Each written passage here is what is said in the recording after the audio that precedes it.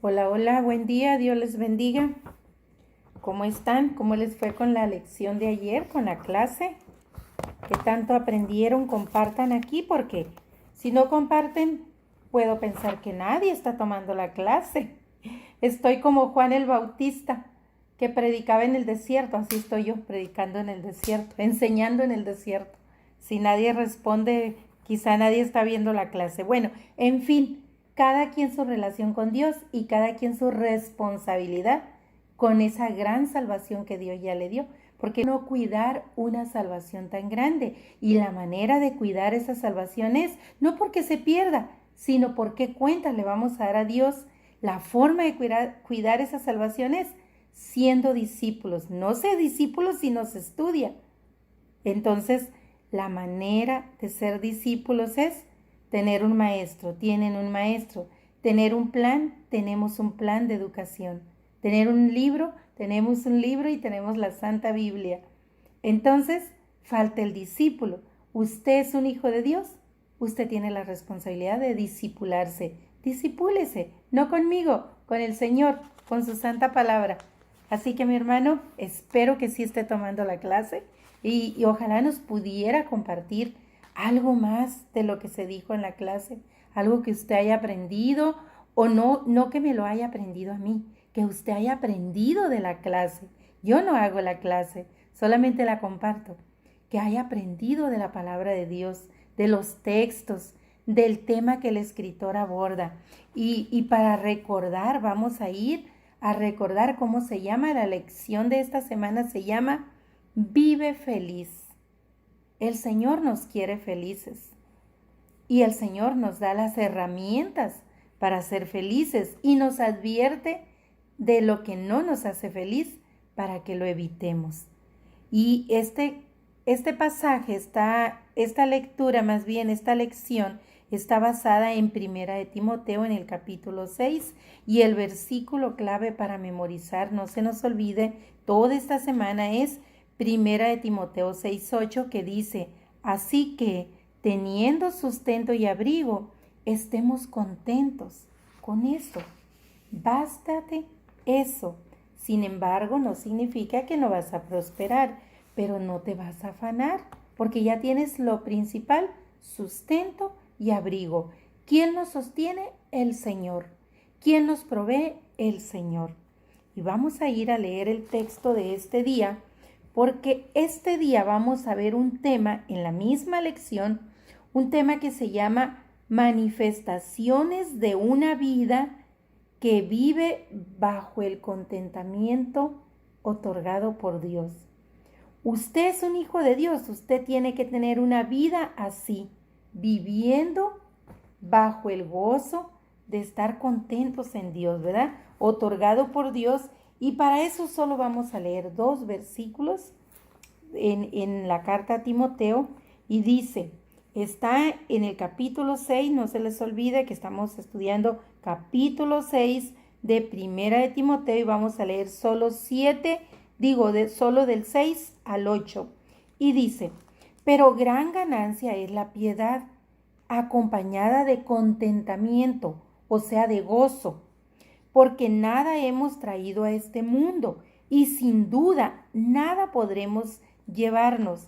Así que teniendo sustento y abrigo, estemos contentos con esto. Teniendo sustento y abrigo, estemos contentos con eso. Ese es el versículo clave para aprender esta semana. Y les voy a leer la lección de esta semana y dice así. Es importante reconocer que nada se trajo al nacer y nada nos llevaremos al morir. El apóstol Pablo en 1 de Timoteo 6:7 nos da a conocer las verdades contundentes que acompañan nuestra vida terrenal. Nada hemos traído a este mundo y sin duda nada nos podremos llevar. En algunas culturas se acostumbra sepultar a las personas fallecidas con artículos que les servirán en la otra vida, sobre todo si habían sido personas acaudaladas, ricas. Sin embargo, con seguridad, nada de eso podrán utilizar, pues se va a podrir en la tumba. Nada de eso va a ser útil. A pesar de tal verdad, también es necesario tener en cuenta que los recursos financieros y bienes materiales son muy necesarios tanto para la vida personal como para las misiones y el engrandecimiento del reino de Dios aquí en la tierra. Lo que nos enseña esta porción de la palabra que Pablo le envía a Timoteo es que es necesario esforzarse para obtener recursos materiales, pero no debemos afanarnos, porque debemos nosotros aprender que es Dios el que provee, y lo que Dios nos provee no solo es para beneficio nuestro, sino también para beneficio de nuestro prójimo. Ahí está, mis hermanos. No nomás es para nosotros egoístamente acumular. El apóstol Pablo fue ejemplo de trabajo, pues él hacía carpas para ganar el sustento personal, y al respecto sentenció: si alguno no quiere trabajar, pues tampoco que no coma. Eso lo dijo en 2 de Tesalonicenses capítulo 3 versículo 10. También Wesley se recuerda en la filosofía en cuanto al dinero. Dice Wesley, Juan Wesley, porque acuérdense que estaba Juan y Carlos Wesley. Juan Wesley dice: gana todo lo que puedas, ahorra todo lo que puedas y da todo lo que puedas. Entonces la riqueza material o financiera se basa en estos tres principios que, según la filosofía de Wesley, que es, sí, esforzarnos por ganar todo lo que podamos, pero también guardar, ahorrar lo que podamos, pero cuando sea necesario dar al prójimo, al que menos tiene, también dar todo lo que podamos. Mucho se discute sobre el diezmo. ¿Por qué se discute sobre el diezmo? Porque el diezmo era en el Antiguo Testamento, en la ley más bien, en la ley. Venida la gracia, ya no es el 10%, es lo que su corazón le diga dar. Usted puede dar mucho más del 10%, dé más del 10%. Usted hoy no tiene para dar el 10%, del 5, el 7, pero cuando pueda, del 20, el 30. Por eso dice que cada uno dé como propuso en su corazón, no con tristeza ni con dolor, porque Dios ama al dador alegre. ¿De qué le sirve ir y dar exactamente el diezmo? Pero si su corazón no está adorando a Dios, si usted no está obedeciendo su palabra, no está viviendo en santidad, de nada le sirve. Es como aquel pasaje de la viuda que solo tenía una moneda y eso dio. Y Jesús dijo que era más valiosa que todo lo que habían aportado los demás, porque ella dio lo único que tenía de todo corazón. No por obligación. Ay, es que tengo que dar el diezmo, exactamente el 10%. No, es lo que tu corazón destine para Dios. Tampoco es las monedas que traigas ahí en el bolsillo, lo que te sobra. Es lo que tú apartaste para Dios. Sea mucho, sea poco, no importa. Pero el Señor sabe tus necesidades. El Señor sabe cuánto puedes dar. Así aquí Wesley dice: el que puede dar mucho, dé mucho. Todo lo que pueda. Entonces, mis hermanos, después de ese paréntesis, seguimos. Dice: esta forma de pensar de los Wesleys, principalmente de Juan Wesley, nos permite preservar la convicción de que nada nos llevaremos en términos materiales de este mundo, así que no nos afanemos por tener más de lo que Dios nos pueda proveer, sino que disfrutemos de una vida sencilla como hijos de Dios, como el Hijo de Dios vivió en la tierra. Una de las características del mundo en el que vivimos es su tendencia a comprar incansablemente. Por el estímulo de los medios de comunicación, un altísimo porcentaje de la población mundial se ve presionada por un criterio al que nos hemos acostumbrado y que no agrada a Dios, que es comprar lo nuevo, estrenar cada situación en la que tengas que convivir, como un cumpleaños, una reunión de la iglesia, etc. Aunque no importa si lo necesitamos, no importa si lo necesitamos o no, lo compramos. Pese a que hay regiones del mundo y aún en las grandes ciudades sumidas en la pobreza y en la hambruna, esa conducta de comprar contundentemente no agrada a Dios cuando Él está viendo la gran necesidad que hay en otras regiones y en cambio tú que lo tienes todo o quizá no lo tienes todo, pero de lo que tienes utilizas para estar comprando ya sea ropa nueva, auto nuevo, cambiándote de casa. Entonces eso no agrada a Dios. Así que mis hermanos, a los que les gusta estrenar en cada ocasión, hay que considerar esta palabra que nos da el escritor aquí de que cuando nosotros vayamos a comprarnos pues algo para estrenar, cuando todavía tenemos ropa muy buena que podemos volvernos a poner, no importa que ya nos la vieron, pues ¿qué tiene? Nuestra cara nos la han visto por años.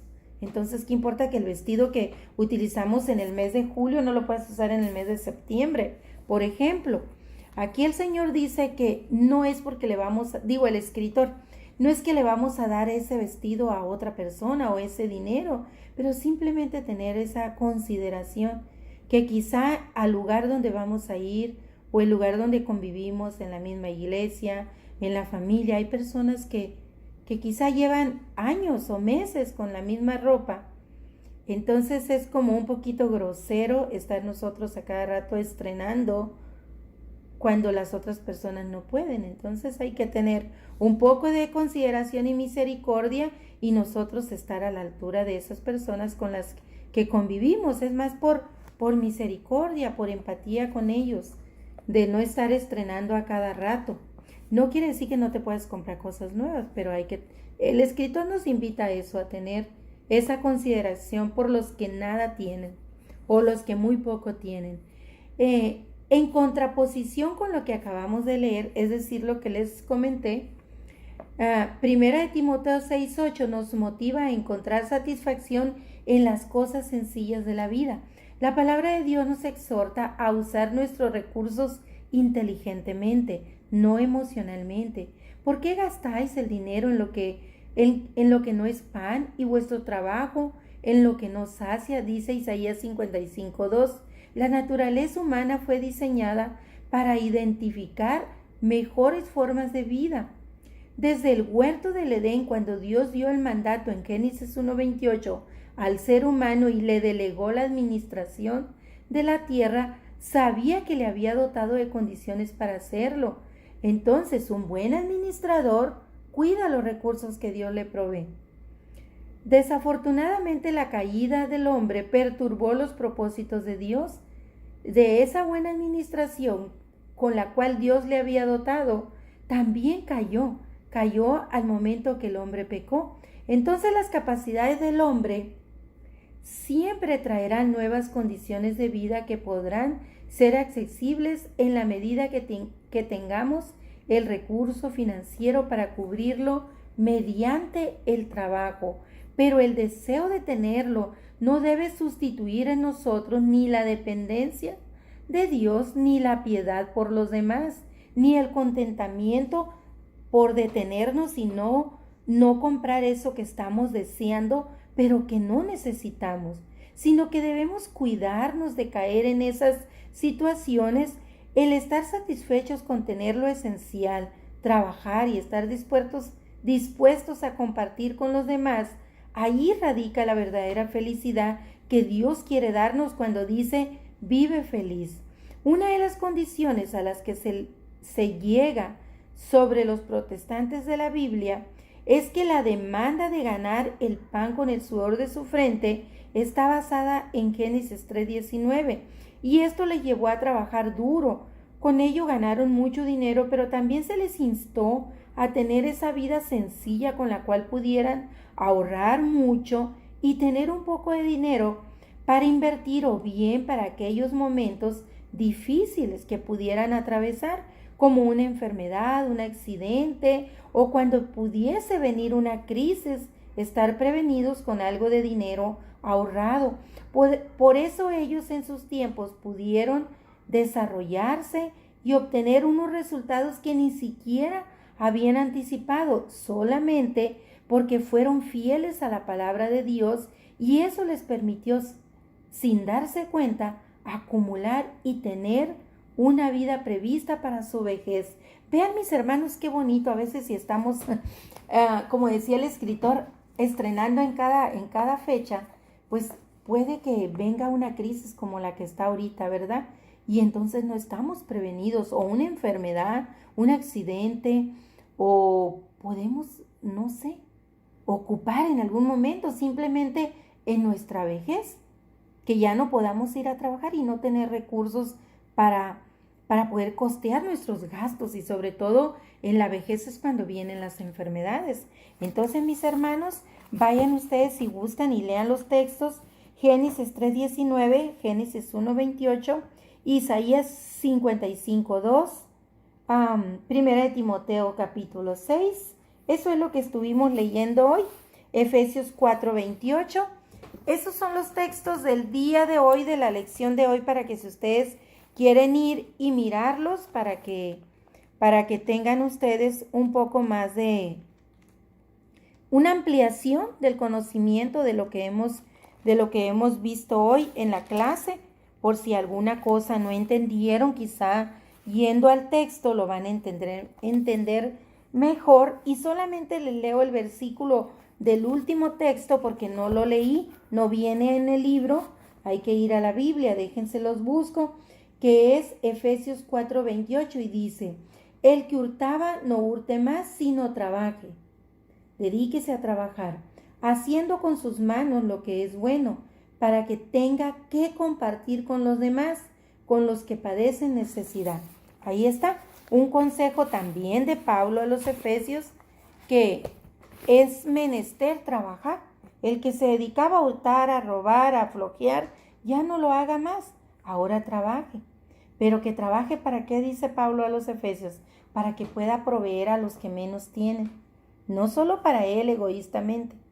Y sigamos la filosofía de Wesley. Sí, ganar mucho, procurar ganar todo lo que puedas sin afanarte, sin descuidar tu relación con Dios, sin descuidar a tu familia, tus relaciones más importantes.